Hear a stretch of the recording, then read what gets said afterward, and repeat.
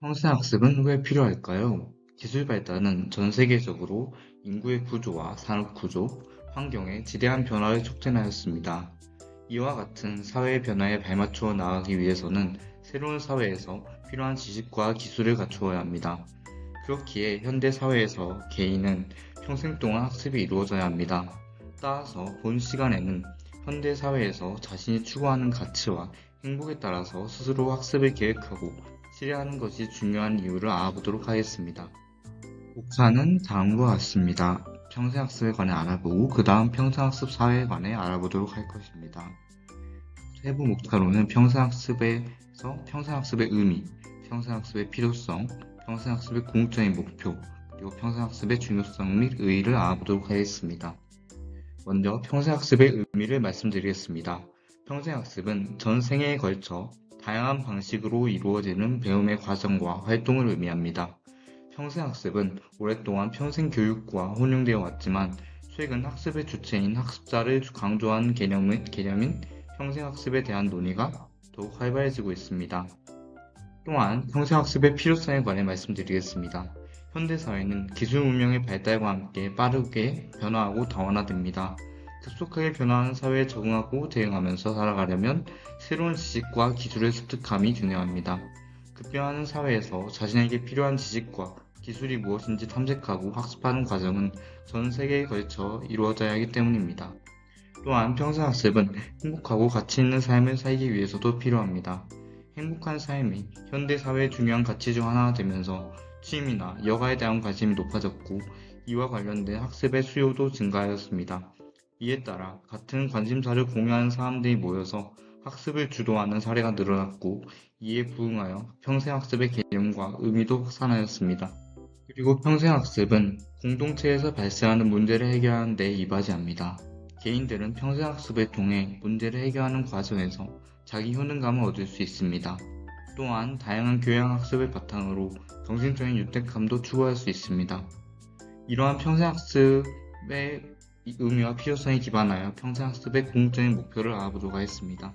이러한 평생학습의 궁극적인 목표는 변화하는 사회에 적응하여 행복한 삶을 사는 것입니다. 취미와 관련된 학습에 참여하는 행위 자체에서 개인이 즐거움을 느끼기도 하고 함께 학습하는 공동체와의 관계 형성에서 개인은 행복함과 정서적인 만족감을 얻을 수 있기 때문입니다. 그럼 평생학습은 개인의 행복한 삶을 유지하는 데 도움을 줄 뿐만 아니라 사회 공동체의 유지와 발전에도 기여할 수 있다는 점에서 매우 중요한 의의를 지니고 있다고 볼 수 있습니다. 지금까지의 내용이 이해되셨나요? 이제 평생학습 사회에 관해 넘어가도록 하겠습니다. 다음으로 평생학습 사회에 관해 말씀드리겠습니다. 평생학습 사회의 목차는 평생학습 이념의 등장, 평생학습 사회의 의미, 그리고 평생학습에서 학습자가 지녀야 할 올바른 태도에 관해서 말씀드리겠습니다. 평생학습 이념의 등장입니다. 평생학습은 모든 사람에게 평생에 걸친 교육 기회를 제공한다 라는 구호로 시작되었습니다.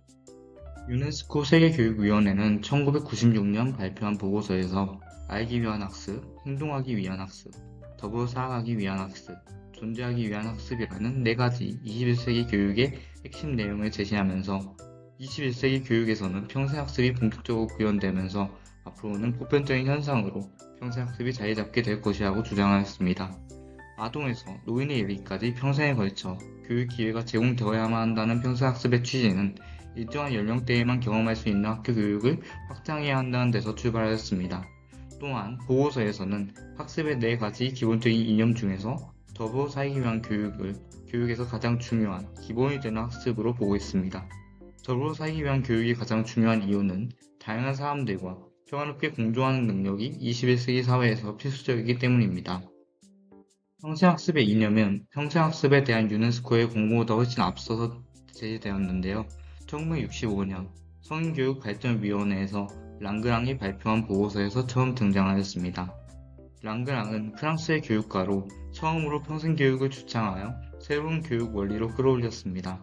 1970년 세계교육의 해를 기점으로 한국에서도 학교라는 제도 교육의 틀을 벗어나서 인간의 생애 전체를 교육의 과정으로 파악하는 랑그랑의 평생교육 개념이 논의되기 시작하였습니다.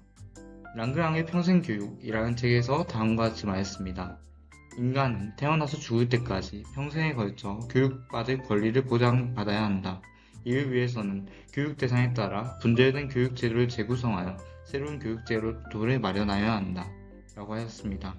이를 통해 인간의 일생 등을 통해서 이루어지는 교육의 과정을 보장하는 활동 원리로서 평생학습을 구사한 것입니다.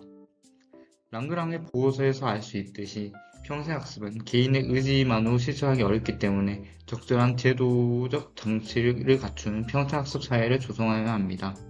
평생학습 사회는 평생학습의 이념을 지향하고 이를 지원하기 위한 법적, 제도적 체제가 완비된 사회를 의미합니다. 평생학습 사회를 구현하기 위해서는 기존의 학교 제도를 근본적으로 바꿔야만 합니다. 실생활과 멀고 추상적인 교육에서 벗어나서 학습자와 가까운 교육이 이루어진다면 학습자는 자신에게 실질적으로 필요한 교육을 평생에 걸쳐서 지속적으로 받을 수 있게 될 것입니다. 마지막으로 평생학습 사회에서 교육받는 학습자의 태도에 관해 말씀드리겠습니다. 평생학습을 위한 제도적 지원이 만큼 중요한 것은 평생학습 사회에서 살아가는 학습자가 스스로 학습의 주체가 되고자 하는 태도를 갖는 것입니다.